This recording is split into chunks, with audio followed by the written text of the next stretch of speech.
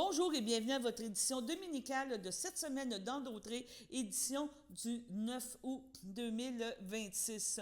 Déjà le mois d'août commencé, on pense déjà à la rentrée des classes. Au niveau des conseils municipaux, cette semaine avait lieu le conseil de Saint-Cuthbert. 2 points ont retenu notre attention pour l'instant. On en parlera de d'autres la semaine prochaine. Mais un concernant l'avenir de l'église de Saint-Cuthbert et un autre en parlant du site d'enfouissement, le site de décontamination qui a lieu ici des entreprises Berthique et la possibilité d'extension. Donc, Gaëtan Baillard se promène un petit peu dans les municipalités pour parler de ce sujet et avoir l'appui des municipalités étant contre cette expansion. Lanoret aussi a tenu une courte séance extraordinaire. On vous rappelle donc cette courte séance extraordinaire de la municipalité de Lanoret. Une visite magnifique, une visite vraiment passionnante avec la table champêtre 820, donc qui a une étoile Michelin et que nous avons eu la chance de pouvoir aller manger à cette table champêtre. On a eu une entrevue avec la propriétaire. On vous parle maintenant d'un été à la chapelle, en rencontre avec 3 instrumentistes, avec aussi la prochaine exposition qui a lieu présentement jusqu'à la fin du mois d'août. Donc, André Champagne, Martin Véraud et Mathilde Debois qui nous parlent des activités avec Daniel Joyal, des activités à la chapelle des Cuthbert. On espère que vous avez apprécié votre semaine. Nous vous rappelons que nous sommes de retour à tous les jours à compter de 18h pour un bulletin de nouvelles locales et régionales. Sur ce, bonne écoute.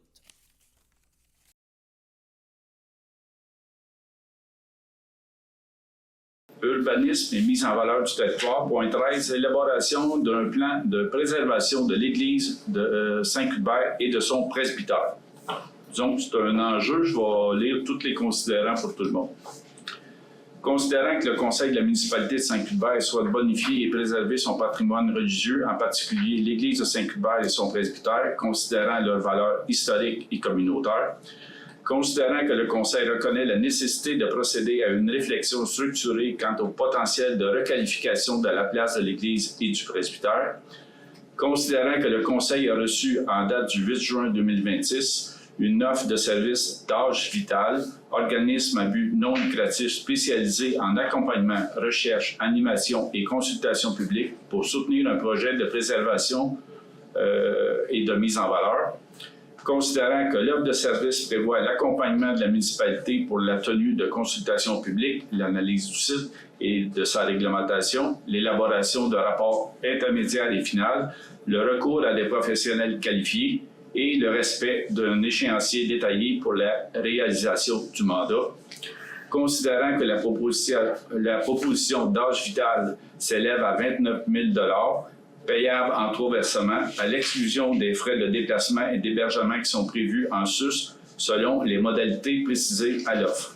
En conséquence, c'est que le Conseil de la municipalité de Saint-Cuthbert accepte l'offre de service d'âge vital datée du 8 juin pour l'élaboration d'un plan de préservation, de requalification de l'église de Saint-Cuthbert et de son presbytère, que le directeur général et le greffier trésorier, M. Larry Drapeau, soient autorisés à signer le protocole d'entente et tout document afférent à ce dossier au nom de la municipalité dès que la confirmation de la signature de la dite promesse d'achat. Que la résolution numérotée là, soit abrogée, qu'on a faite la dernière fois, parce que la dernière fois, pour certains, c'était conditionnel à l'achat de terrains, les terrains qui appartiennent à Guy Noël pour bâtir des logements. Là, c'est plus là. Donc, c'est la même résolution, mais c'est pour ça qu'on abroge la dernière résolution. Donc, en conséquence, c'est proposé par Annie Sylvestre, Vincent Bergeron. Moi, je vais voter contre. C'est ça. Est-ce que tout le monde est d'accord? Non? Non. OK. Donc, on passe au vote. Éric Deschênes demande le vote. Éric Deschênes demande le vote. Donc, poste numéro 1, contre. Non. Poste numéro 2, pour. Pour. Poste numéro 3, pour.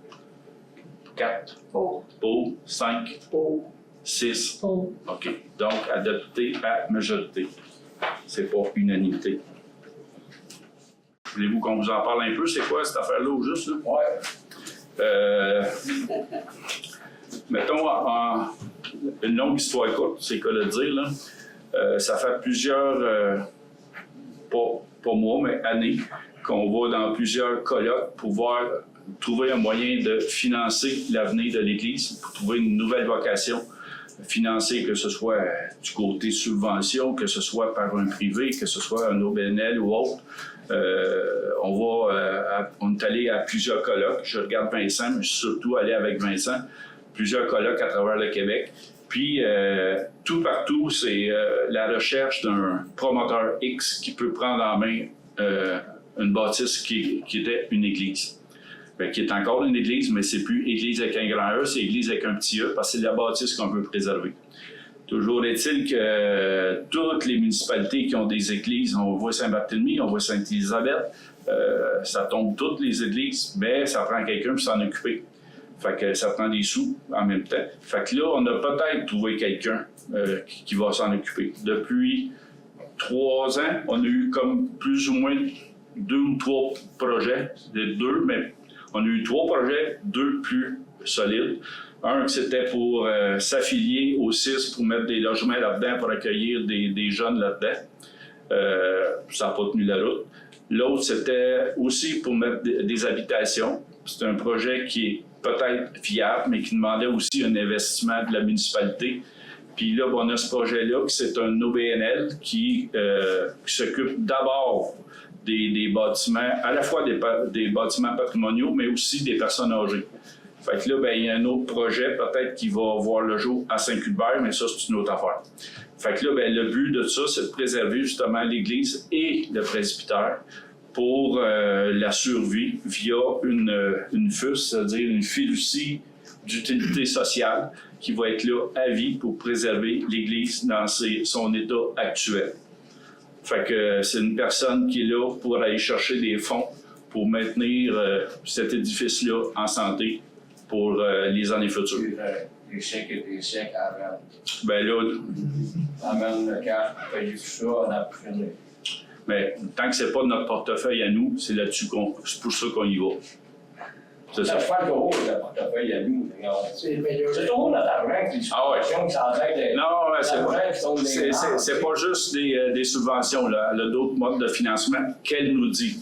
Mais c'est sûr que là, c'est une personne qui nous a présenté un projet. Ce montant-là va servir à élaborer le plan de match, c'est-à-dire d'aller chercher autant des consultations publiques, des consultations d'architectes, des consultations d'ingénieurs pour la mise à jour de l'Église puis la maintenir dans son état actuel. Oui. Je vais voter contre parce que, première des choses, ça ne nous appartient pas. Ça appartient à Fabrique. C'est une des raisons pour laquelle je ne veux pas embarquer dans ce projet-là. La deuxième affaire, c'est que, tu sais, elle ne m'a pas vendu la salade devant le meilleur, que je sois confiant que j'envoie dans son projet. C'est la raison pour pas faire. Puis son but premier à elle, c'était de préserver l'intégralité de l'intérieur. Puis dans le fond, si un jour on va faire autre chose, ben c'est là qu'on va peut-être s'attirer dans le pied parce qu'on ne faut pas faire ce qu'on veut. C'est la raison pourquoi que je suis voté contre. C'est bien. D'autres? Ceux qui ont voté oui, ça va être quoi? Ben moi, je peux parler. Ouais. Personnellement, c'est parce que je trouve que j'ai callé un meeting dernière minute tellement que j'étais ambigu, merci. C'est notre seule option. Parce que peu importe qu'on mette le 29 000 ou pas, peu importe, elle nous revient, cette église-là. On si a elle... toujours le même discours à revenir à dire que peu importe, Oui, ça va toujours nous revenir. Puis mais Denis, c'est parce que soit qu'on paye 29 000 maintenant puis que ça fonctionne, ou soit qu'on paye, je vais dire n'importe quelle sorte de chiffre, là, 500 000 dans 2 ans parce qu'elle est en train de tomber à terre. Je suis vraiment pas pour garder le lieu culte, mais je suis pas pour non plus payer 500 000 pour une église qui est en train de tomber à terre. Mais fait que je me dis que... On va finir par coûter plus cher que ça, c'est que ça... Mais pas à nous, avec ce projet-là. Ouais, peut-être, ça a l'air toujours beau, mais c'est jamais beau comme ça. Je le sais, Denis, je comprends. J'avais le même... C'est la fabrique qui devrait s'occuper de Je suis totalement d'accord. Enchérir, là, la fabrique nous a dit que il n'en restait pas pour longtemps. Elle tombait dans notre cours. Oui. À ton mari, c'est pas normal que à nous. C'est À nous, éventuellement. qu'on n'en prenne pas. Mais On n'a pas le choix. que ça devienne On n'a pas le choix. Ben, Comment on n'a écoutez, pas le choix? on partira pas de discussion, là. C'est soit qu'on s'en occupe pas du tout, qu'on remette ça dans les mains du diocèse, mais le diocèse, on voit ce qu'il fait à Saint-Barthélemy, on voit ce qu'il fait à Sainte-Élisabeth, puis à la limite, à Saint-Norbert, ils les aident pas pantoute pour la bâtisse qui est l'église. Fait que si on regarde le modèle qu'on voit alentour de nous autres, ben c'est sûr que ça va tomber à nous autres, parce que si on s'en occupe pas, ça va être à démolir cette affaire-là, puis le diocèse ne paiera pas pour ça. Ça serait eux autres à payer. Entièrement d'accord. Sauf qu'on voit le vécu ailleurs, puis partout au Québec, c'est comme ça. C'est pas juste à Saint-Barthélemy puis Sainte-Élisabeth. En Europe aussi. Fait que, en Europe aussi. Ben, ça fait partie de la documentation qu'on est allé chercher. Fait que l'option qu'on a pour pas s'en occuper, parce qu'on veut pas avoir à s'occuper de cette bâtisse-là et du presbytère, Bon, là, c'est bon. c'est ce côté-là, c'est là-dessus qu'on y va. C'est compliqué. Ça à date, ça va nous coûter 29 000. Il y a quelqu'un qui veut s'en occuper, puis ça peut-être c'est à des lunettes roses à la personne. Peut-être. Ben, tout d'un coup que ça marche, c'est 29 000. On s'en occupe. Ça, c'est ce rond-là, il est vraiment... Ben, c'est là-dessus qu'on est. Par contre, le problème qui arrive, c'est que, mettons que quand vous avez accepté ce que M. Daniel proposait, là, il dit un peu, il n'a pas le droit. Fait que ça complique toujours les choses pour un promoteur d'arriver, qu'il y a toujours des bâtons, des roues. Ça va être eux autres. Ça va être eux autres. Le promoteur, s'ils veulent le trouver, c'est à eux autres. Oui, mais c'est de plus en plus dur à trouver la bonne personne. À chaque fois, tu rajoutes. Ben, tu sais, ça fait 4 ans. Ça fait 4 ans qu'on attend. Recule. Là, c'est moi qui parle. Ça fait 4 ans qu'on essaie de trouver un moindrement quelque chose qui peut s'en occuper. Parce que là, il est minuit moins 5, il n'est pas moins 1, là. Mais la fabrique, là, je ne sais pas si dans un an, il y a encore une église, là, lieu de culte. Fait que là, ben, il est minuit moins 1 quasiment. Mais ça fait, depuis, on l'a discuté tantôt, depuis le début de notre dernier mandat, on cherche des solutions à, on n'en a pas. Puis on ne veut pas en devenir propriétaire.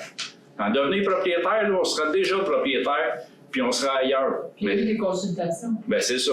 Fait que moi, c'est pas vrai que la municipalité va en prendre possession pour faire des ceintures fléchées là-dedans. Là. Si la personne elle veut faire ça avec l'église après, ça y appartient. Mais moi, je veux pas faire ça parce qu'il faut tout payer.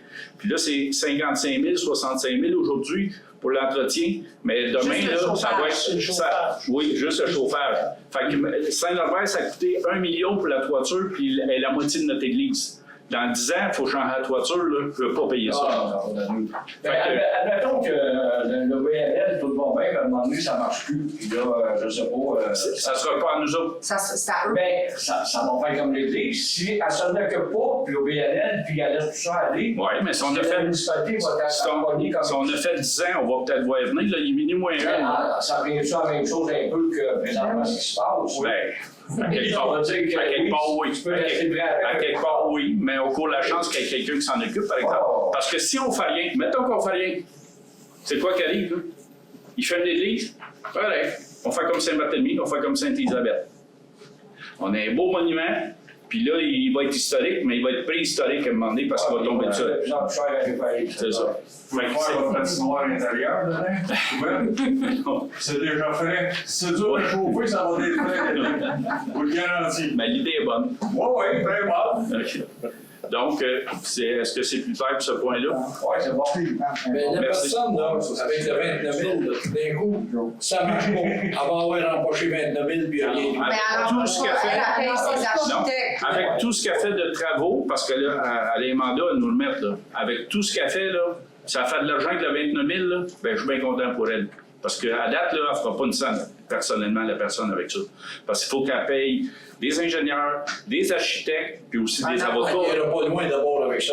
Ben, oui, mais c'est parce que... Un architecte, elle n'ira pas loin. Ben non, parce que c'est minimum 50, 60, puis peut-être 75 000. Mais elle a ses contacts, elle a sa façon de faire. En tout cas, c'est l'option qu'on a. Ça prend combien de temps avant d'avoir une nouvelle de ça? Le premier rapport. Au mois de novembre. Un rapport préliminaire en novembre. Ouais. Et le rapport final en février 2025. Pour aller dans les appels d'offres, recherche de subventions, etc., en mars. Ouais. Il y a déjà un échéancier d'établi. Mais ça se peut que ça ne marche pas. Ça se peut que ça ne marche pas, mais c'est la seule option qu'on a pour pas que ça tombe dans notre cours. Fait qu'on verra. Mais on va aider, là. Si on peut trouver quelqu'un et dire « Veux-tu partir quelque chose dans le presbytère? » là, je suis sûr qu'il va y avoir une ouverture. Là. Mais le presbytère, entretenir, ça aussi, ça va coûter cher. Là. Ils ont beau le rénover. Parce que là, juste donner une idée, là, lui, il est cité. Là. Il est classé. Classé, là, juste le balcon. Le balcon, c'est 500 000, ça coûte. Fait que ça n'a pas de maudit bon sens, ces bâtiments-là. Fait qu'on veut se sauver de ça. Ben, le balcon, il coûte 500 000, mais l'architecte et l'ingrédient n'en coûte autant. Ouais, ça. Ouais, c'est ça le problème aussi. Non. C'est ça, ça n'a pas de sens. On a bien compris, là, le mois passé, vous avez bien dit, j'étais ici le mois passé, que ça appartenait à l'évêché. Vous dire Ça ça. appartient Oui, au vous dire ça. Bon, pour toi, que la paroisse s'en marie. Si ça leur appartient, qui s'arrange avec ça. C'est pas mal. Oui. Il y a un élément dans la loi. Okay? Hein? Il y a un élément dans la loi qui oblige les municipalités à sévir, particulièrement pour les bâtiments patrimoniaux, à sévir pour qu'ils soient bien entretenus. Puis s'ils deviennent délabrés, ben, on est obligé de procéder aux travaux, puis voire même, de peut-être même exproprier le bâtiment. Ça, c'est dans les dernières lois qui ont été adoptées pour, à la suite du scandale démonial, le gouvernement a adopté des nouvelles lois. Puis les municipalités ont le pouvoir d'exproprier simplement en déclarant un bâtiment insalubre. Mais on ne peut pas le laisser se démolir, se défaire, même s'il appartient à un privé. On est tout. Il faut être capable de payer. On a-t-il moyen? C'est la loi. Ben, c'est pour ça Moi, je t'explique la loi. OK? La loi, c'est ça. On est un gouvernement municipal, puis on doit respecter la loi. C'est même pas le choix qu'on a. Fait que c'est pour ça que le conseil, il tergiverse, puis il essaye de trouver. Oui, ça, c'est le côté simple, ça. Mais si c'est simple que ça, c'est Barthélemy, elle ne tombera pas en morceaux. C'est ça qui va arriver. Toutes les églises de la province, s'ils courent toutes après le gouvernement puis des subventions, on n'a même pas d'argent pour les parents de l'autre. On ne court pas après le gouvernement, d'autres, là. On ne court pas après le gouvernement. Là, Saint-Barthélemy, elle tombe des huiles. Il faut qu'elle démolisse. Oui, c'est Là, qui? tu penses que ça va coûter. C'est qui? Ah, ben, je le sais bien. Oui, mais il a On réparé a-tu aussi. les moyens?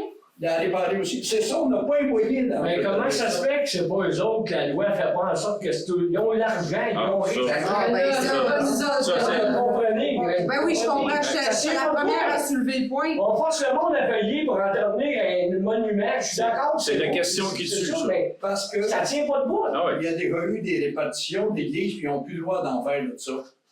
Ça fait que, même s'il y a obligatement, si maintenant qu'ils disaient, oh, on vous oblige. Moi, je dis, si je paye pas, je veux pas payer. Mais c'est pas le cas. Tu sais, ils vont-tu me faire saisir? Ben, c'est, Oui, en tout c'est, cas, mettons, quand t'es votre maison. propriétaire de quelque chose, d'après moi, c'est à eux autres à y voir. Ouais, mais le diocèse, il y a un petit peu plus de pouvoir. Mettons, là, vous ne payez pas vos taxes. Oui, mais donc. Qu'est-ce qu'on fait? Ouais, C'est mais. vendre pour taxes. Oui. Bon. Il y a quelqu'un qui va si c'est pas acheté, Oui, qu'est-ce mais qu'on fait avec? Ça va être c'est vendu ça le qui va terrain, puis ça va être démoli. Mettons, oups, ça paye pas. Personne ne va vouloir acheter ça. C'est Comme ça. c'est zéro, on l'a vu par les bonnes C'est ça. Ils ont l'a donné, personne n'en veut. Oui, mais moralement, on peut-tu laisser aller une bâtisse demain? Ben oui, mais. À un moment donné, c'est À ça. ceux-là qui appartiennent. À qui ça appartient. Ben, en tout cas, moralement, on peut pas laisser aller ça. Si on dit on la laisse aller et on va la démolir, ça coûterait combien? Oui. Je ne sais pas. Ça Mais c'est le propriétaire. Le propriétaire, il ne payera jamais. On a tous Bon, d'abord, cette réflexion-là. Moi, je paierai pas mes taxes. Je suis propriétaire, je paierai pas mes taxes. Mais c'est parce que. Ben, voyons donc. Parce que l'Église, ils ont vraiment payé de taxes. Oui. Oui, ça paye pas de taxes, je sais. Non, non, c'est avancé le taxe. Ben, là, dis donc, Quand je faisais vendre des presbytères, l'argent s'en allait à Ouais, mais côté. on ne fera pas une discussion, puis on n'ouvrira pas le dossier au complet, là. Mais l'action qu'on a faite, c'est justement pour pas que ça tombe dans notre cours, cette affaire-là. Là, on a quelqu'un, puis plutôt que payer des 100 000 dès 100 000 on paye quelqu'un 29 000 qui a un projet à nous soumettre, puis si ça se tient, on va lui donner le go. That's it. Elle a déjà consulté la fabrique. La fabrique suit dans ce projet-là aussi. La fabrique, c'est sûr qu'ils vont suivre. Dans un an, ça n'existe plus.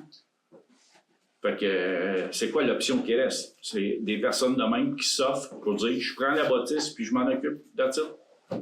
C'est ça, il y a presque plus personne qui va là. Mais non, c'est pas pour le. Ah, c'est pas pour la garder comme un lieu culte. Non, non, c'est pas pour C'est ça. pas ça là. le plan. Pas ça le plan pantoute, là. C'est une bâtisse. On va faire une synagogue avec. Non, pas ça non plus.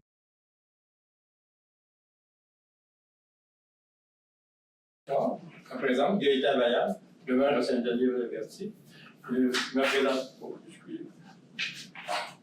Je viens ici ce soir, c'est pour sensibiliser une situation qui est dans la municipalité de Saint-Denis. Grosse problématique qui dure depuis des années, c'est l'expansion du site d'enfouissement qui grossit tout le temps. C'est un peu pour ça que je suis ici, essayer de vous sensibiliser à cette situation-là.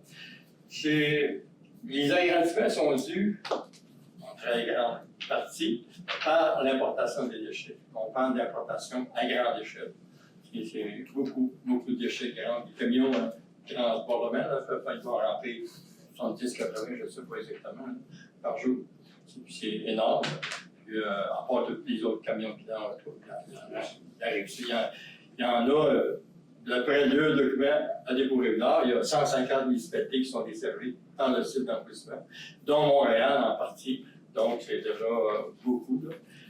Donc, c'était un problème. C'est un problème dans le sens que moi, ça fait, comme je disais, ça fait longtemps que je travaillais que je milite en environnement. Puis, je considère que les boisés, les milieux naturels, c'est important. Puis, il y a tout le fond qui vient à l'intérieur de ça. Le Saint-Denis, on n'a pas beaucoup de forêts. Il est en train de tout disparaître. Le projet, parce qu'il y a un projet, le projet actuel, c'est un projet qui est, je qualifie de titanesque. C'est faire le tour du projet, là, de leur futur site d'enfouissement, 4 km à peu près, faire le tour du site. Puis ils vont creuser une immense trou, il faut qu'il vide, il faut qu'ils creusent le trou d'abord. Juste creuser le trou, ça va prendre 20 ans de creuser, donc ils vont creuser au fur et à mesure, là, à peu près peut-être des millions de voyageurs de sable avec des gros camions.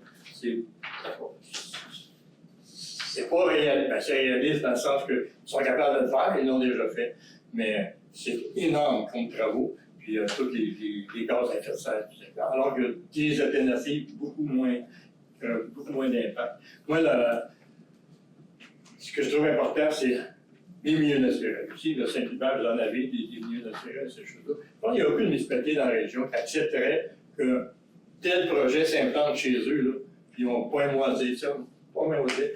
Puis le projet, c'est vrai, il est dans Saint-Thomas. Mais dans Saint-Thomas, c'est en zone agricole. Ça va passer devant la CPDAQ. La CPDAQ, la Commission de protection du territoire agricole, vous connaissez. Bon, on a dit non au projet. Eux, ils recommandent que ça se fasse dans Sainte-Geneviève-de-Berthier, parce que Des-Bois-Rive-Nord a des propriétés dans Sainte-Geneviève-de-Berthier. Ils ont énormément de propriétés dans Lanoret, Sainte-Geneviève, Saint-Thomas. C'est énorme. D'ailleurs, je peux vous la laisser. Vous allez voir, je peux la montrer comme ça. Vous voyez ici, au centre, c'est Des-Bois-Rive-Nord. Ici, c'est Sorel, Berthierville, Saint-Hubert, Saint-Norbert, Saint-Isabelle, Saint-Thomas, Des-Bois-Rive-Nord. C'est énorme comme propriété. C'est ça. Fait que ce projet-là, il vise essentiellement à importer des déchets. Parce que la région, dont les deux MRC, la MRC d'Autrey et la MRC de Joliette, vont se mettre ensemble. On n'aura pas besoin d'un site aussi grand. Le site actuel, qui a été autorisé en 2006, était dont, à peu près 70% du site du projet de faire. Mais en 2006, parce qu'il a été autorisé, d'ailleurs, le BAT, parce qu'on peut le BAT, ils ont considéré ce projet-là comme inacceptable au niveau économique, au niveau environnemental et au niveau social. Ça a été rejeté par le BAT, mais le gouvernement a quand même été de l'avant, notamment parce que la MRC de Joliette a entraîné ce projet-là. Ils ont appuyé le projet. Et la municipalité de Saint-Thomas. Actuellement, la municipalité de Saint-Thomas, ils ont changé de conseil l'automne dernier. La municipalité de Saint-Thomas est en désaccord avec ce projet-là actuellement. La MRC de Joliette maintient sa position. Bon, ça concerne plus ou moins la MRC de Joliette, mais compte tenu que le projet, potentiellement, va s'emmener dans la MRC d'Autrey parce que la CPTQ a dit non. La MRC de Joliette vont en appel cette décision-là. Il n'y a pas de date de fixe encore pour les audiences, ces choses-là, mais il y a une possibilité que ça s'en vienne dans Sainte-Geneviève-de-Berthier, donc dans la MRC d'Autrey. C'est un projet, comme je me répète, là, qui vise à importer des déchets un peu partout, de la Rive-Sud, de la région de Québec, un peu partout dans le Nord-Province. Ça vient de très loin. Il y a une période, je ne sais pas si c'est encore le cas, les îles de la Madeleine, ils vivent déjà dans les ciels. Ça n'a pas un non-sens. Moi, j'ai une question pour vous. Oui. Présentement, il y a combien de kilomètres le site? Présentement? Le site actuel, disons, moi j'ai mesuré le périmètre. Le site actuel, il y avait 3,5 km de fenêtre. Actuel. Le site en activité, à part, ça c'est la phase 4, il y a eu la phase A qui est dans une LVC, la phase 2A, 2B, 2C dans Saint-Amour, la phase 3, là c'est la phase 4. Non, mais c'est parce que vous me dites que présentement, le site a 3,5 km pour qu'éventuellement, il va y avoir 4 km. C'est pas le même site que l'autre site à côté. OK, c'est un autre site. Ouais. Un ajout de 4 km. Je vous l'ai nommé tantôt, c'est des cellules distinctes. Je juste comprendre. Mais la totalité va faire 7,7. La propriété, là, de 8 km en superficie. OK, c'est ça que je voulais savoir. C'est énorme. Puis, kilomètres carrés. si je comprends bien, la CPTEQ a accepté que ça se fasse dans la portion de Berthier et non dans la portion Une longue histoire courte, là, c'est que Saint-Thomas, ça fait partie, c'est une zone verte. Ouais. Donc, la CPRQ a un droit de regard là-dessus. Ouais. Donc, ils ont refusé le projet. Puis, comme par hasard, le côté de Berthier, qui est dans la MRC, c'est zone blanc. Fait que c'est ça. Exactement, la situation, c'est OK. exactement ça. Puis vous prenez vos statistiques où que l'importation, elle arrive de Québec, de la Madeleine? Je sais pas, avec le temps, ça évolue à chaque fois des contrats, c'est savoir soumission, puis c'est pas public. Fait que je peux pas savoir. Mais dans le document qu'ils ont déposé en 2024, je crois, le dépôt Édard, qui est le propriétaire du site d'enfouissement, dans le document, il mentionne qu'il y a 150 municipalités qui sont desservies par le site d'enfouissement. Puis je sais très bien, on les voit rentrer les camions. Il y a une bonne partie des camions de transportement qui viennent de Montréal. Il y en arrive aussi beaucoup aussi depuis une secousse. Côté nord, il arrive par l'autre bord. Je ne sais pas d'où ils viennent exactement, mais je ne peux pas vous dire exactement la provenance des déchets. Vous nous avez envoyé un modèle de résolution pour ce projet-là. On est à l'MRC, vous parlez? Non, nous autres, on l'a reçu ici. Ah, mais c'est... Ah, c'est pas vous? C'est pas moi qui l'a... OK. Mais en gros, je fais une longue histoire courte, là. En gros, c'était pour réduire le site d'enfouissement seulement pour notre MRC ou notre région. Puis on est tous sensibles à ça, là. Puis oui, mais on attend de voir la MRC, parce que la MRC, ils vont faire des recherches pour le bien fonder de la chose, avec des statistiques à l'appui, puis ils veulent aller au-delà juste de dire « oui, je suis d'accord » ou « non, je ne suis pas d'accord ». Fait que c'est pour ça qu'on attend de voir la MRC, parce qu'on a un côté favorable à avoir, on va dire de même, à avoir d'eau vidange chez nous, à nous autres. Puis, mais on veut voir quand même les tenants aboutissants de les recherches qui vont être faites.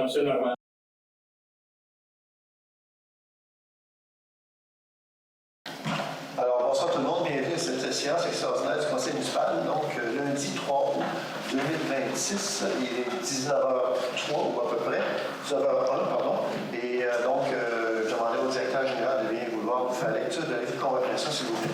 Avis de convocation à Mme Hélène Clermont, Céline Robillard, Marie-Ève Mondor et Lucie Ouellette, à M. André Villeneuve, François Boisjoli et Marco Boudreau.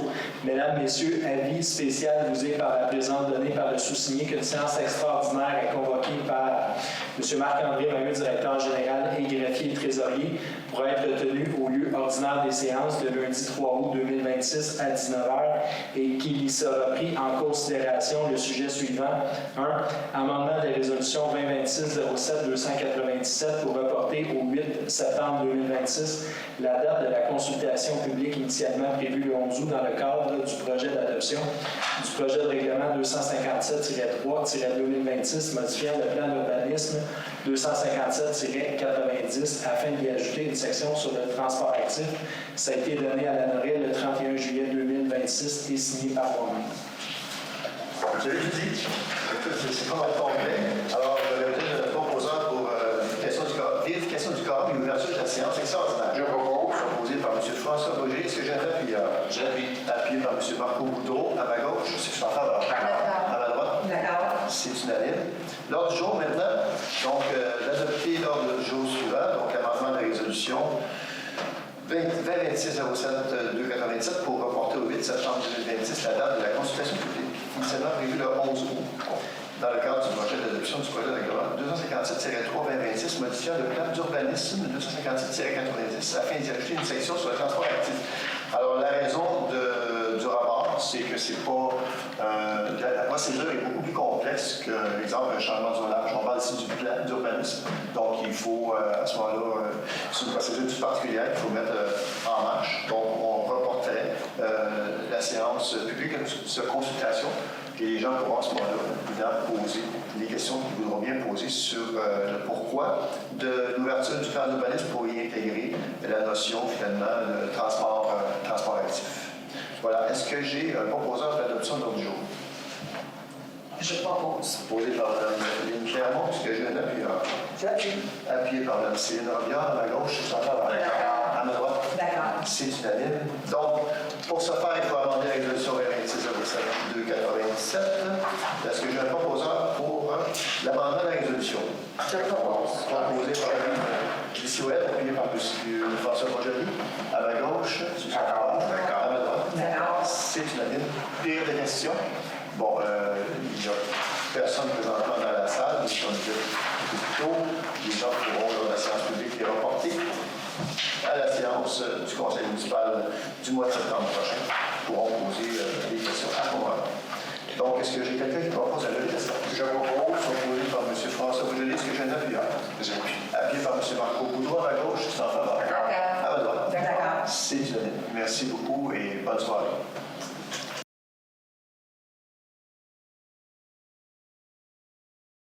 À ta santé, Jessica. Merci beaucoup. On est dans un endroit, je te dirais, magnifique, fantastique. Je ne sais pas quel mot à dire et tout. On vient de déménager de pays, on vient de déménager d'endroit. Tu viens de me dire tantôt, on se parlait, que tu es native de la région, donc tu connaissais le point de vue, tu connaissais le coin. Oui, mais grosso modo, on n'avait pas nécessairement réalisé qu'on avait ce beau point de vue-là. Parce que moi, dans le fond, la maison qui est juste en bas, c'est ma maison, mes voisins, c'est mes parents, mon grand-père, c'est la terre voisine aussi. Donc, c'est ancestral, c'est patrimonial. Oui, exactement. Nous, dans le fond, on a acheté la terre des voisins. Grosso modo. Mais je me faisais garder ici quand j'étais petite.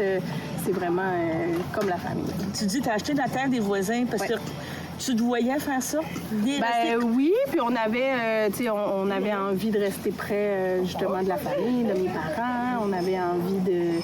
On avait vraiment envie d'avoir notre projet à nous. Puis c'était ici qui nous permettait en fait d'avoir cet endroit-là. Ton conjoint Loïc, qui vient de l'île de la Réunion, quand tu l'as amené ici la première fois, il fait moins 40, c'est en plein grand vent, tout ça. Il t'a regardé puis il a dit, t'es folle, tu veux que je travaille ici? Alors que je fais des châteaux, je fais des relais châteaux, je travaille pour d'autres guides, d'autres places Michelin. Oui, bien, il avait commencé en fait à apprivoiser l'hiver dans les Adirondacks déjà. Donc, il connaissait un peu la neige, il connaissait un peu l'hiver. Puis nous, on a été dans une relation de 12 années à distance. Là. Donc, grosso modo, j'ai réussi à le convaincre de bouger ici. C'est pas à la distance, dans le sens que tu venais ici de temps en temps? Moi, j'étais à temps plein ici, lui était à temps plein aux États-Unis. OK. Donc, on faisait le voyagement. En fait, nous, on s'est rencontrés en Pennsylvanie dans un relais château là-bas. Puis, moi, c'était un stage avec les THQ. Donc, après ça, en fait, je suis revenue. Puis, lui, avait son poste comme chef de cuisine là-bas. Donc, il a continué son poste. Il a fait le bout de son contrat. Puis après ça, il s'est rapproché. On a bougé. On s'est transformé. Pas transformé, mais il a déménagé, dans le fond, dans les Adirondacks. Donc, on tombait à 3 heures de distance. Là, au moins, c'était moins pire. Tu as toujours voulu faire ça? Mais c'est une vocation. Oui, je suis assez d'accord. Par contre, on a la chance d'être les deux dans le même bateau. Donc, tu sais, on n'est pas confrontés à devoir se plier à l'horaire de l'autre. Tu sais, on a le même... C'est vraiment notre beat de vie. Vous comprenez, vous comprenez. Exactement. Donc, on est sur le même, tu sais, on est sur le même beat. C'est vraiment ça. Fait que ça fonctionne. Oui, c'est exigeant. Mais il faut croire qu'on aime ça parce qu'on Oui, mais il y a des belles sourire, motivations. puis là. exactement. Mais Exactement. si on continue, on finira avec la finale, c'est d'accord? Mais dans le sens que, là, tu me dis que tu as acheté comme la terre voisine. Donc, tu as acheté ça quand? En 2020. On a signé notre Pendant la pandémie. Le jour de la pandémie. Donc, on a signé le 16 mars 2020, nous, qu'on est passé chez le notaire. Donc là, la terre venait d'arrêter de tourner. Mais on avait une terre. On savait pas trop ce qu'on allait pouvoir une faire ferme, avec. c'est ça? Ouais, c'est ça. Ouais. Là, t'avais-tu déjà des plans? Qu'est-ce que tu voulais faire? Ben, Ou c'est papa et maman, ils ont dit, regarde, on va t'aider, on va te supporter? Oui, les parents ont toujours été là, mais à ce stade-là, on n'avait pas de plan nécessairement précis parce que on se rappelle, Loïc est encore aux États-Unis. Moi, j'ai un poste temps plein à la Source Bain Nordique. OK, oui, c'est vrai. On est aussi, on a nos enfants là-dedans. Donc, moi, on venait d'accoucher de mon deuxième bébé. On a signé. Puis là, ben, la pandémie est venue bousculer pas mal de choses. Puis, grosso modo, ben, ça a fini par s'emboîter puis à se concrétiser avec ce que vous avez là. Mais, tu sais, on savait qu'on avait envie d'accueillir des gens. On savait qu'on voulait recevoir des gens chez nous. Mon chum voulait justement exercer son métier comme avec sa propre vision. C'est comme si on n'a jamais eu besoin de s'expliquer notre vision. On a toujours eu la même vision. C'est difficile à expliquer. Non, là, je comprends. C'est comme si ça a toujours été clair. Ouais. Mais Exact. 2020 t'a peut-être permis de réfléchir plus. Pas, on s'est déposé là-dedans. C'est déposé là-dedans. Ça a pris quoi, 4 ans dans le fond? Avant qu'on ouvre, oui. Nous, on a commencé la construction en octobre 2023. Fait que, tu sais, grosso modo, on a commencé à concrétiser le projet réel en 2021, mettons 2021-2022. Moi, j'ai quitté mon emploi à la Source. Ouais, faut que tu prennes des risques. Parce qu'il fallait, c'est ça. À un moment donné, il fallait se concentrer sur le projet aussi, puis décider. Un projet, ça se bâtit pas tout seul. Là. Fait que mon chum a continué à travailler aux États-Unis. Veut pas, c'était le salaire aussi qui la sécurité financière. T'as pas le choix. Exactement. Puis ben moi, je me suis un peu jetée dans le vide. Puis là, ben petit à petit, le projet s'est bâti doucement. Puis après ça, ben là, quand on a commencé la construction, ben là, ça a été extrêmement vite. Là. C'est ça, tu me disais, tes parents t'ont beaucoup aidé. Oui. Qui a pensé à ce magnifique endroit-là? On a fait les plans. Dans le fond, l'ancienne cabane de M. Thomas était exactement positionnée au même endroit. Nous, on s'est trouvé à démolir cette cabane-là pour reconstruire à neuf. Mais c'est tout notre bois, en fait. Là. Donc, on a bûché, on a scié, on a tout travaillé le bois de notre forêt. C'est vraiment un projet c'est le projet de notre vie là, à 100%.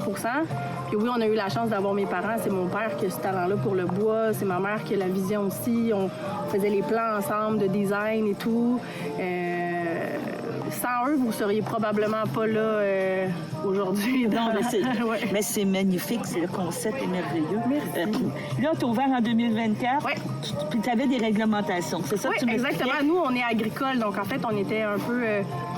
je vais dire le mot coincé, mais non, parce que nous, on a basé notre projet sur cette réglementation-là. Donc oui, on avait des restrictions de nombre, de quantité de personnes et tout. Mais au final... Même là, il y a eu des assouplissements, mais au final, nous, on veut pas bouger. On veut garder la même quantité de personnes qui était permis au départ. Et tout. Il y a une santé mentale aussi dans le Exactement. Puis c'est ça, de plus en plus qu'on réalise aussi, c'est que la demande est là, la demande est forte, la demande explose. Mais au final, si on veut continuer de bien faire ce qu'on fait, il faut garder le nombre un peu plus restreint de personnes. Qu'est-ce qu'on comprend, c'est que tout ce qu'on va manger ce soir... Sort d'ici. Exactement. Il y a beaucoup de cette notion-là en Europe, parce qu'on voit souvent pour que j'ai la chance de faire des vignobles. En fait, c'est ce qu'ils veulent plus de soi. Mais malheureusement, ici, au Québec, ça s'est perdu, ça. Donc, c'est de ramener les bonnes habitudes alimentaires, c'est de ramener le produit travaillé par l'artisan, transformé sur place. Tranquillement, ça revient. Puis on voit qu'il y a un réel intérêt pour ça. C'est merveilleux.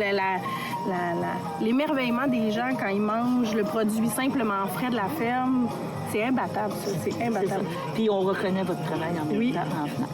Donc, on a eu une grande reconnaissance au printemps. T'en attendais-tu de... On s'en attendait pas du tout, là. Comment ça se passe? Tu sais qu'il y a deux juges, il y a deux... C'est des inspecteurs, en fait, qui viennent à l'improviste, ils viennent en incognito. Donc, ça, c'est vrai. Ça, c'est vraiment vrai, là. Donc, ils sont venus l'été, l'automne passé, ils n'ont aucune idée quand. Sous anonymat, ils ont vécu l'expérience exactement comme on vous l'a fait vivre. Et il faut croire qu'ils ont aimé ça, puis qu'ils ont été émerveillés par Parce que c'est ça, ils appellent ça clé verte, c'est ça. Oui, exactement. C'est juste comme, je ne vais pas dire en dessous, là. Oui, exactement. Il y a une étoile, c'est que mais... on dit que c'est comme pas la vraie étoile parce que c'est pas les mêmes critères. Exactement. C'est tellement deux choses complètement différentes. L'étoile verte, pour nous, c'est la plus belle reconnaissance qu'on pouvait recevoir parce que ça salue tout le travail de gastronomie éco-responsable, de tourisme durable, vraiment le côté ferme, en fait. C'est comme si c'est tout ça qui a été vu à travers cette reconnaissance-là. Puis c'est la plus belle chose. Puis là, tu reçois un fax, un petit courriel. Bien, on a reçu un courriel. Au début, on n'était pas certain qu'il fallait cliquer sur le lien, tellement que c'était comme irréel. Et finalement, ben, quelques mois plus tard, OK, vous l'avez su bien avant qu'on on l'a su en février à peu près. Ben, okay. En fait, non. Ils ont recueilli des informations pour faire notre fiche au cas où que. Okay. Donc, c'était vous avez attiré l'attention des inspecteurs. Exactement. On fournit les informations de notre fiche pour que quand la sortie du guide arrive le 6 mai, ben, eux, ils ont toutes les données en main, mais ça ne veut pas dire que si tu as fourni tes informations, que tu vas vraiment sortir dans les recommandations. Mais nous, à ce stade-là, on pensait jamais à l'étoile verte. Là. Pour nous, c'était tellement irréel. Là. On pensait seulement sortir dans les recommandations. Puis pour nous, c'était déjà complètement énorme. C'est ça, oui, c'est ça. Oui. Là, tu ne voyais pas. Ça t'amène un défi. Moi, je vais t'amener l'étape après. Oui. Parce que là, comme tu dis, tu es complet. Toi, vous êtes ouvert en table champêtre avril-mai, après des sucres. En fait, on fait les sucres. On fait le mois de mars et avril en mode table des sucres. Après ça, le mois de mai sert à mettre en place tous les jardins, tout le côté ferme, pour justement nourrir nos gens de juin à fin novembre. Au fin novembre. Ouais. Donc, tu prends un petit break, décembre, janvier. On hiberne, nous, comme les ours. Ouais. mais sûrement que c'est là qu'il y a de la création. C'est là qu'il faut se déposer puis se reposer parce que, sincèrement, le reste de l'année, c'est 7 jours semaine. T'sais, le temps des sucres, c'est déjà une saison hyper exigeante. Nous, on bouille, on fait notre sirop aussi. C'est tout ça. C'est déjà... L'érablière était de ton père, était d'ici? Là, nous, en achetant la terre voisine, nous, avant, on faisait du sirop avec l'érablière de mon grand-père, qui est la terre voisine. Puis là, nous, à faire, on fait avec notre érablière. Oui, exactement. Ouais. Puis vous avez fait des produits dérivés, c'est ça que je vois? Du bourbon? Oui, mais nous, on fait des sirops vieillis en fût de bourbon, en fût de rhum. On a commencé à faire ça en 2020. Ça a été un peu, justement, notre projet pandémie pour essayer de se démarquer. Puis les gens, encore une fois, étaient là au rendez-vous, étaient super intéressés. Donc, veux pas, ça, c'est moi qui fais ça. Là. Donc, ça a vraiment titillé ma créativité. Fait qu'on s'est mis à travailler avec le café, la vanille. La vanille, bien, on la prend de l'île de la Réunion, bien sûr. Exactement. Donc, on s'amuse avec les produits d'érable. Puis l'idée, c'est de faire quelque chose de différent parce que l'érable, dans notre coin, il y en a vraiment beaucoup. Donc, nous, on avait envie de faire quelque chose d'un peu différent. Donc, en terminant, justement, tu as ton étoile verte. Oui. Ton prochain défi, la garder. Parce que c'est pour un an. Mais en fait, on ne peut pas la garder parce que c'était la dernière année de l'étoile verte. Okay. Ils l'ont comme abolie. Donc, on n'a pas le stress de la perdre ou de la garder. C'est parfait. Parce que souvent, quand j'ai parlé à beaucoup de restaurateurs, à des gens, puis justement, qui ont eu une étoile, puis là, tu deviens... C'est de la maintenir. Exactement. En Europe, là, je veux dire, on a vu des suicides, des choses comme ça parce qu'ils perdaient la pression est énorme. La pression est vraiment tangible. Là, nous, on a vu... Il y a un avant Michelin et un après Michelin. Là, sincèrement, dans le stress, nous, on veut bien faire, on veut pas décevoir les gens. On a ce souci-là de que vous passiez la plus belle expérience quand vous êtes là. On veut pas, ça met une pression supplémentaire. Avant ça, on faisait juste faire de notre mieux, puis tout donner, puis c'était merveilleux. Mais là, tu me dis, ça il y a une pression. Mais l'étoile verte, en soi, disparaît. Il change le nom du programme pour englober un peu plus de producteurs, des vignerons et tout. Donc, tout ça, ça change. Donc, mais nous, juste de l'avoir eu, c'est merveilleux. Après ça, oui, est-ce qu'on est à la recherche de la vraie étoile? Non, parce que, encore là, beaucoup trop de pression. Si ça arrive, tant mieux. Ouais. Mais nous, on veut juste simplement faire vivre une belle expérience aux gens. Si eux jugent que ça le mérite, tant mieux. Mais est-ce qu'on va... on veut pas non plus que ça devienne un service trop guindé. On a envie... On est en plein milieu de champ. On veut que les gens viennent ici en toute simplicité, puis passent un bon moment, sans trop suranalyser non plus. Juste décrocher, puis passer un bon moment. Bon, mais je te remercie, Jessica. On va tout goûter ça tantôt. Avec plaisir. On ira voir le riz, qu'on y retire un petit peu. Avec plaisir. Merci. Ça fait plaisir. Merci, bye.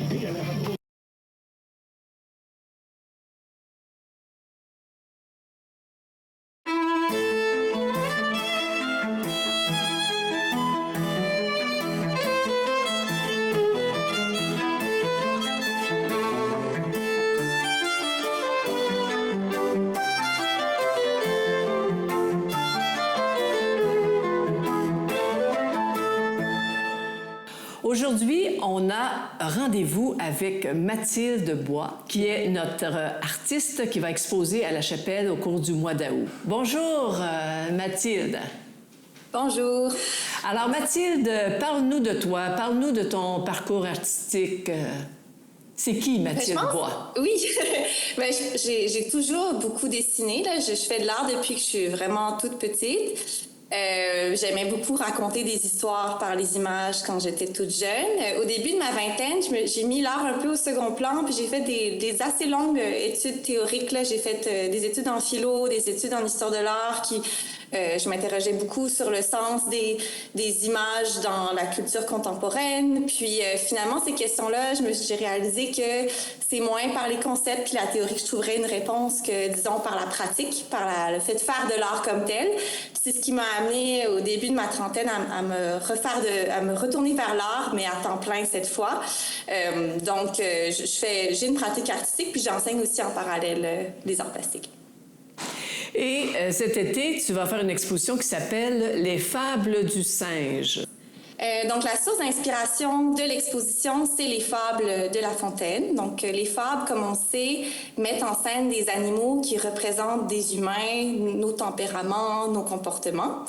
Puis je souhaitais utiliser le format de la fable, mais pour parler des relations entre les humains et les animaux, donc les relations interespèces. La question que je me suis posée pour un peu comme commencer ce projet-là, c'est qu'est-ce que les animaux diraient nous s'ils pouvaient nous raconter des histoires? Donc dans les aquarelles, on voit différentes scènes qui font penser à l'élevage, au dressage, à la chasse ou à la cueillette de fourrure, donc différents moments de rencontre entre les humains et les animaux. À la différence que dans ces scènes-là, c'est le singe qui représente les comportements des humains, d'où le titre de l'exposition « Les fables du singe ». Donc, le singe est un peu comme notre alter ego dans lequel on se reconnaît dans les images. Puis les petits textes qui accompagnent les images viennent raconter l'histoire que figure l'aquarelle. Puis dans les textes, c'est ça, les singes sont un peu présentés comme des êtres égoïstes qui mettent leur ruse au profit de leurs intérêts personnels, un peu comme nous on le fait dans nos rapports avec le reste des êtres vivants. Je me pose souvent la question de c'est quoi l'héritage de mes études en philo dans ma pratique aujourd'hui. C'est certain que je m'interroge beaucoup sur le sens de ce que je fais, qu'est-ce que ça veut dire. C'est une réflexion, par contre, qui arrive souvent après coup. Tu sais, je préfère garder un rapport assez intuitif puis dans le jeu pour construire mes images, puis c'est après que la réflexion arrive pour donner une cohérence, pour aussi développer les projets un peu plus loin, je pourrais dire. C'est sûr que tout ce projet-là est vraiment nourri aussi par tout ce qui se fait en philosophie animale ou en philosophie de l'environnement. Puis c'est à la lecture de textes de philo que ce projet-là a vraiment pris corps également. Donc des auteurs comme Florence Burga ou Fahim Amir qui m'ont vraiment beaucoup nourri en pensant à ce projet. Alors, on va avoir le plaisir de voir ton exposition à la Chapelle des Culs-de-Berre tout le mois d'août. Et le vernissage va avoir lieu le 6 août à compter de 17h. Et c'est un rendez-vous que l'on donne à toute la population intéressée à voir ton œuvre.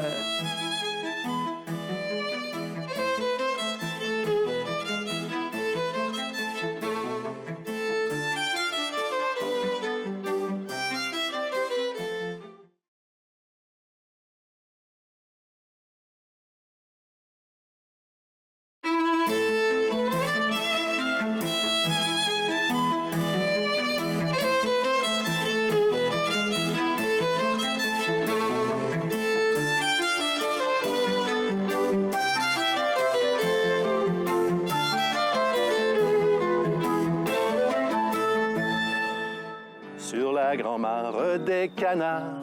Et s'appelait les copains d'abord, les copains d'abord.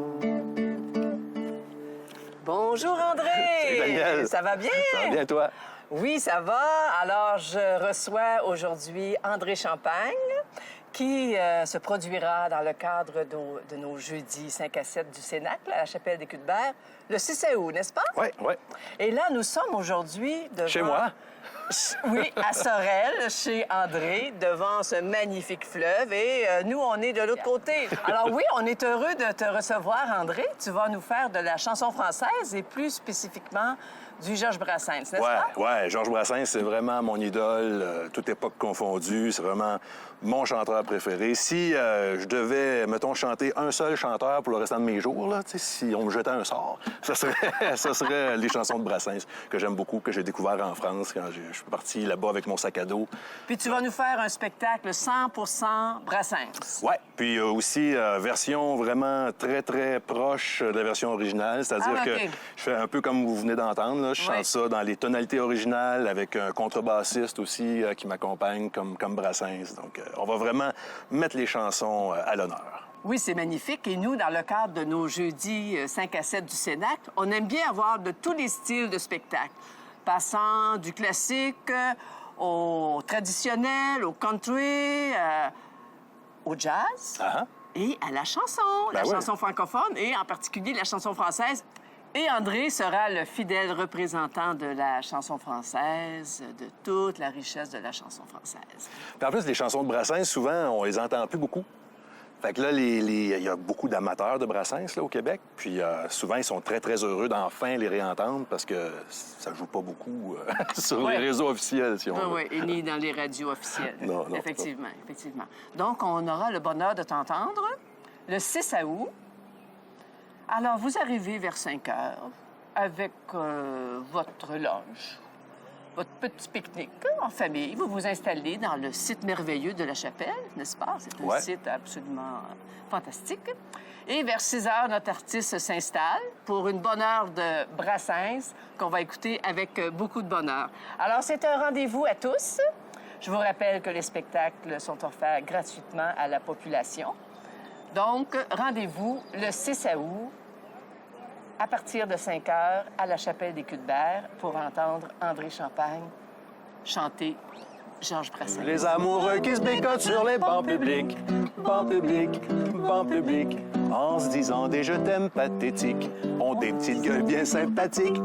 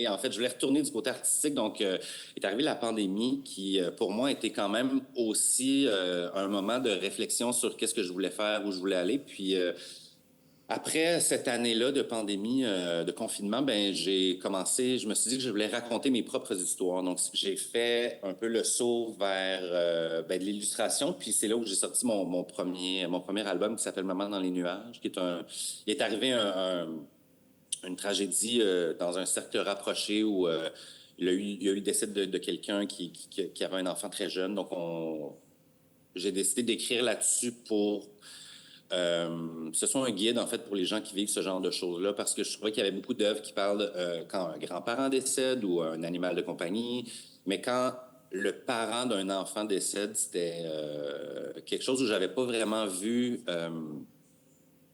d'œuvres qui se rapportaient à ça, qui devenait une espèce d'outil pour les familles qui vivent ce drame-là. Donc, ça a été vraiment mon entrée dans le domaine, et là, j'oserais dire exploser, parce que là, ça fait 3 ans et demi peut-être que je fais des livres, et j'en ai publié 23, je crois. Donc, c'est quand même, il y a eu un espèce de boom qui s'en est suivi, là, ouais. En étudiant en animation aussi, tu sais, mais j'ai toujours été quelqu'un qui regardait beaucoup de dessins animés, qui lit des BD. J'ai un énorme respect pour la littérature jeunesse. Souvent, on pense que c'est très facile, mais... Non. Quand on s'y lance, vraiment, il y a des pièges auxquels on doit pas tomber. C'est un domaine c'est un beau challenge, en fait. Et mais ça découle aussi du fait de l'animation.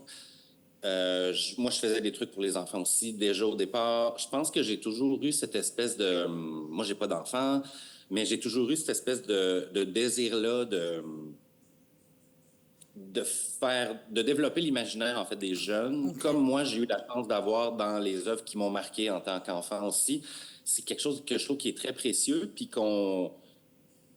je voudrais pas dire qu'on perd en étant un adulte, mais moi, c'est une partie de magie, et je fais beaucoup des trucs fantastiques aussi. C'est quelque chose que j'essaie de garder le plus possible avec les jeunes. C'est vraiment quelque chose que j'aime faire. J'aime ça rencontrer les jeunes, voir leur visage quand je leur raconte une histoire qui n'a pas de bon sens ou qui les fait rire. Donc, je pense que Puis je trouve que le mandat aussi, en fait, avec les jeunes, c'est une des choses que je préfère aussi, c'est leur donner le goût de la lecture pour plus tard, lorsqu'ils seront des adultes. Tu sais, en ce moment aussi, on le voit beaucoup, tu sais, les tablettes, l'électronique. Les jeunes... on pense que les jeunes sont moins intéressés à la lecture, sauf que quand on vient en salon du livre, c'est vraiment intéressant de voir à quel point... Des fois, je me sens comme dans une convention de jeux vidéo. Les jeunes sont allumés par les livres encore, beaucoup, beaucoup, beaucoup. J'ai la chance de le voir depuis 3 ans maintenant.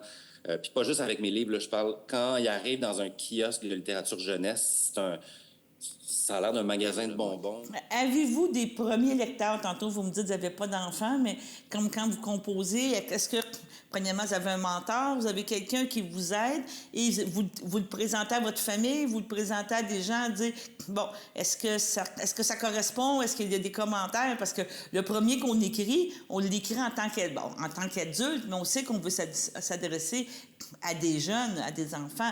Donc, il y a vraiment peut-être deux visions ou deux choses qui pas dire qui s'affrontent, mais qui s'opposent, là, peut-être. Oui, bien, c'est sûr que j'ai quand même la chance aussi de travailler avec des maisons d'édition, je pense, ou les éditrices, puis je l'utilise au féminin parce que je travaille juste avec des éditrices, curieusement, mais et heureusement, dans le sens où ça se passe très bien. Je pense que c'est des gens aussi qui sont allumés. Certaines d'entre elles ont des enfants aussi, donc ça devient... je dirais que c'est un peu ça, pas mes cobayes, mais souvent, comme par exemple avec les malins, lorsque je faisais mon petit Sriracha, qui est un petit chat qui est très succulent. Mon éditrice a un enfant qui était, surtout au départ, dans la même tranche d'âge. Je pense qu'il avait 5 ou 6 ans, donc c'était vraiment un public cible. Donc c'est sûr qu'elle me revenait en disant, je l'ai lu avec Edmond, ça le fait beaucoup rire, ça un peu moins. Donc je pense que ça aide. Et je l'ai lu quand même, c'est sûr. Là, moi, j'ai 40 ans, fait que j'ai un peu dans l'univers où les parents ont des enfants de cet âge-là aussi. Donc, c'est sûr que moi, dans une soirée, je vais le lire à des enfants